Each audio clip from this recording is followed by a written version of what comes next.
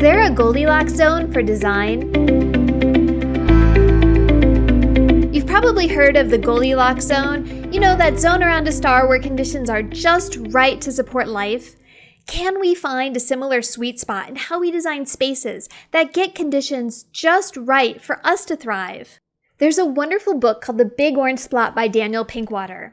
In the story, Mr. Plumbeam's house is exactly like all the other ones in his neighborhood. But after a seagull drops a can of bright orange paint on his house, Mr. Plumbeam takes the opportunity to redesign his house to be a better fit for himself. Like Mr. Plumbeam, we feel best and we function best when there's a fit between us and the environment, as expressed by this famous equation, behavior is a function of the person and the environment. A just right fit happens when environmental demands match a person's competence. It's like finding the perfect balance between environmental support and stimulation across physical, sensory, and even intellectual capabilities. We seek this fit from the time we are born. Even babies prefer looking at things that are neither too simple nor too complex.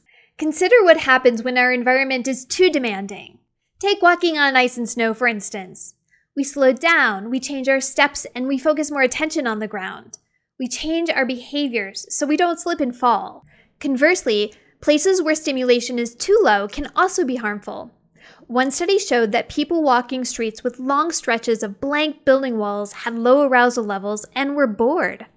And consistently low arousal may be linked with depression and decreased motivation. When our surroundings are too overwhelming or too understimulating, we tend to change the person in the equation. Check out this invention from 1926.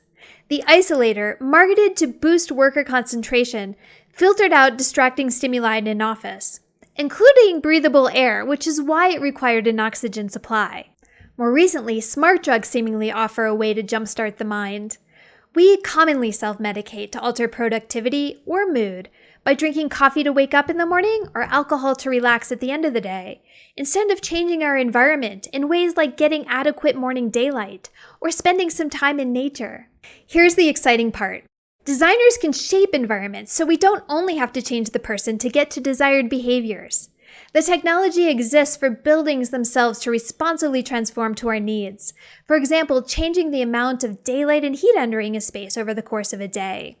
Smart homes can monitor and automate potential safety risks like whether the stove's on to support independent living. And we don't need technology to include building elements like ramps to support broader mobility ranges. Like Mr. Plumbeam, we all aspire to make our surroundings fit us better. The Goldilocks zone doesn't need to be so narrow and rigid, forcing us to change when we don't quite fit in. I hope you join me next time to explore other ways we can use science and design to get to a more broad, flexible Goldilocks zone for everyone to thrive.